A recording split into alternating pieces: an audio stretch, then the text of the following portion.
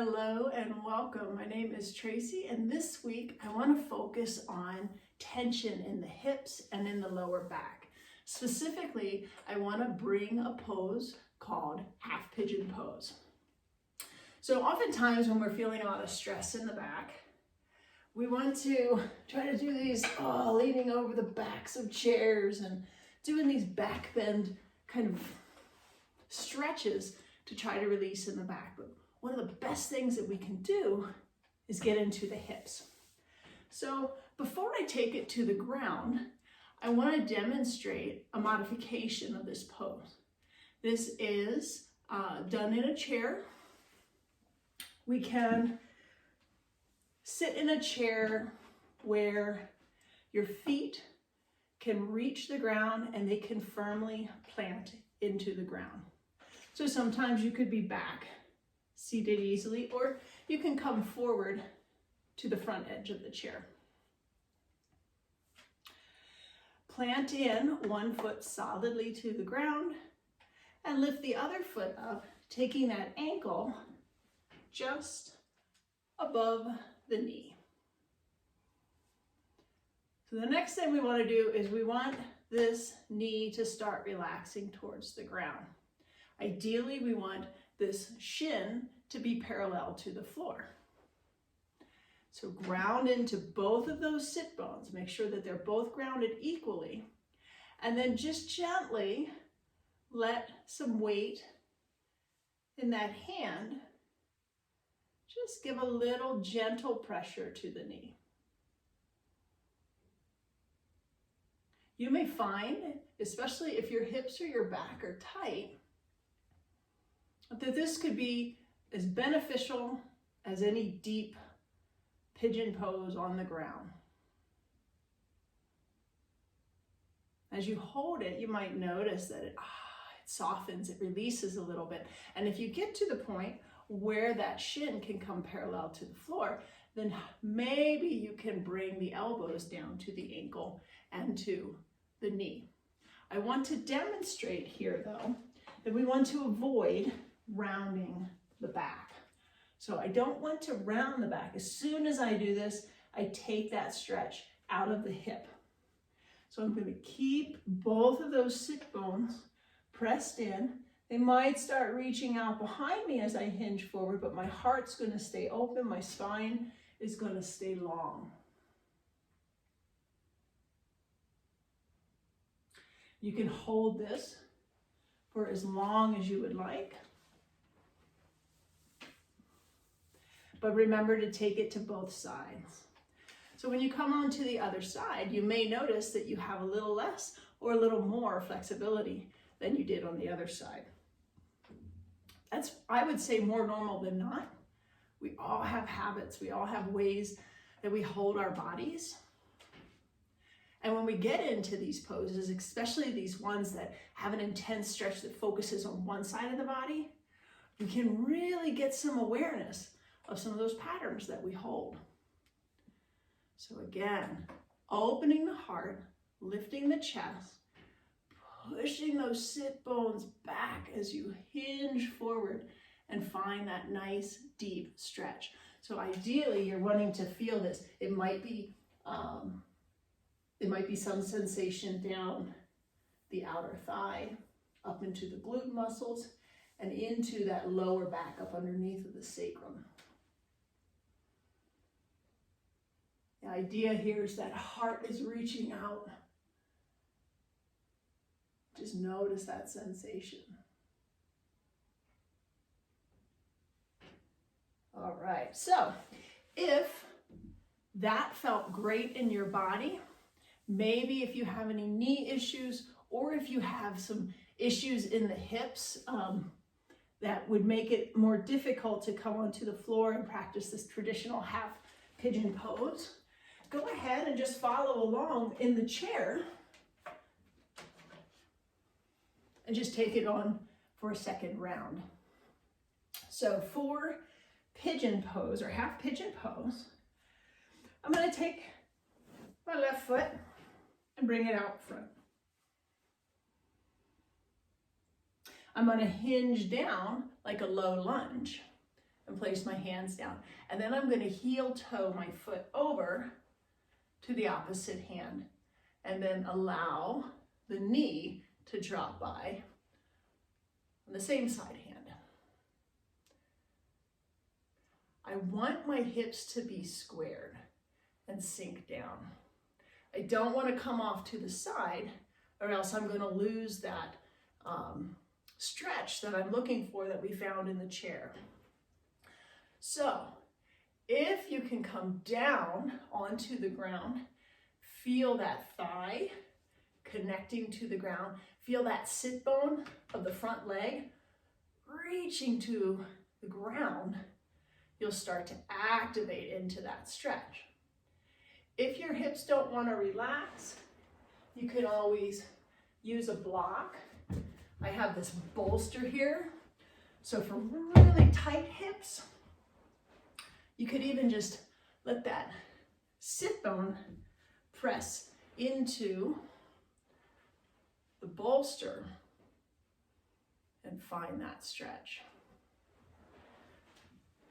You could use a folded up blanket. It all depends on how thick or how high you need to lift those hips up off of the ground in order to engage into that stretch. So again, I'll take a side view here. We have this thigh completely engaged. It's okay, the leg doesn't need to be completely straight across. It can hinge in towards the hips a little bit, the foot can. Our goal though is to feel grounded in the front leg and dropping down. That spine stays long. So if you do feel that release enough to be able to come down, make sure you're not rounding forward and taking the stretch out of the hip, but rather keeping the heart lifted and reaching out as you reach those hands, maybe drop down to the elbows or even further down to the belly. So I'm going to switch directions again. So if you're holding this stretch with me, you may be noticing that the sensation at first was a little intense, but as you sit and breathe and just let the sensation do what it wants to do, it gets quieter. You may sink a little deeper. So I'm going to take you into a little extra if you're finding, yes, I'm sunken, my hips feeling great. If you want to take it a little deeper, walk your hands towards that foot and drop to the elbow or to the shoulder. You can even reach that hand back.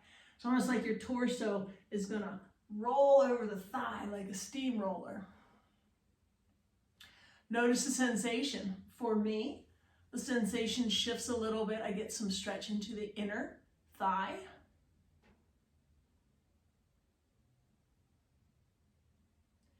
Take yourself out of it gently. Support yourself as you press back to center. This side is a little more intense, at least for me it is. Walking over, again, you can stay on the hands and just look over the back shoulder. You can drop to the elbow or slide down to the shoulder. If you slide to the shoulder, you can even push your hand into the knee and look up at the sky. Remember, our goal is that sit bone reaching towards the ground. So notice any differences in sensation here. When I get into that twist, I feel a lot more of a stretch reaching up under my sacrum and into my lower back muscles. Let's take it to the other side. So, fun little yogi transition. Turning the back toes over, lifting up, and coming into downward dog. And then lifting the leg, bringing the knee to the elbow, and then sweeping that foot over to the opposite hand.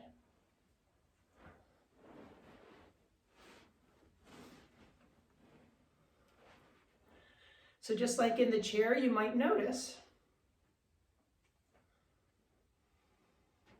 one side may have a little more or a little less flexibility.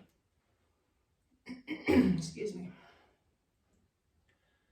Just soften into it. Give it your awareness. Give it the breath. Give it the softness. Give it patience. Maybe you'll find that you can come on down. Switch to the side.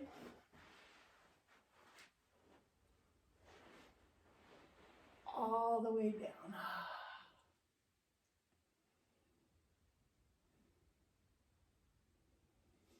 And then maybe taking it into that twist. Remember, you can stay up on the hands, drop to the elbow, or you can even drop to the shoulder.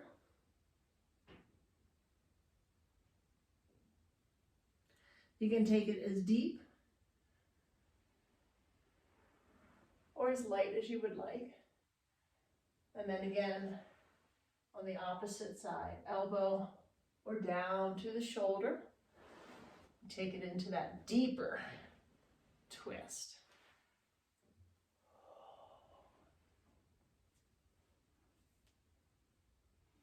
Again, you can push down on the knee gently to help bring that top shoulder back.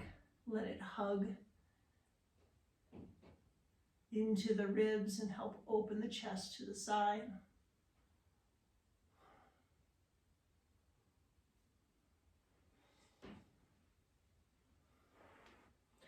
And then you can always just flip around back into downward dog and take some other stretches, or just come over onto that hip and sweep around. So that really worked on the outer hips. You can always follow that up with a seated wide angle or Baddha Konasana or those butterfly stretches to help get into the inner thigh.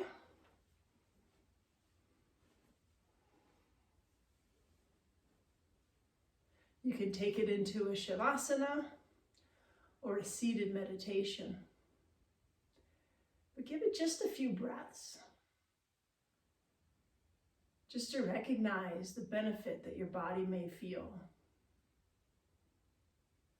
from deepening and exploring into that pose.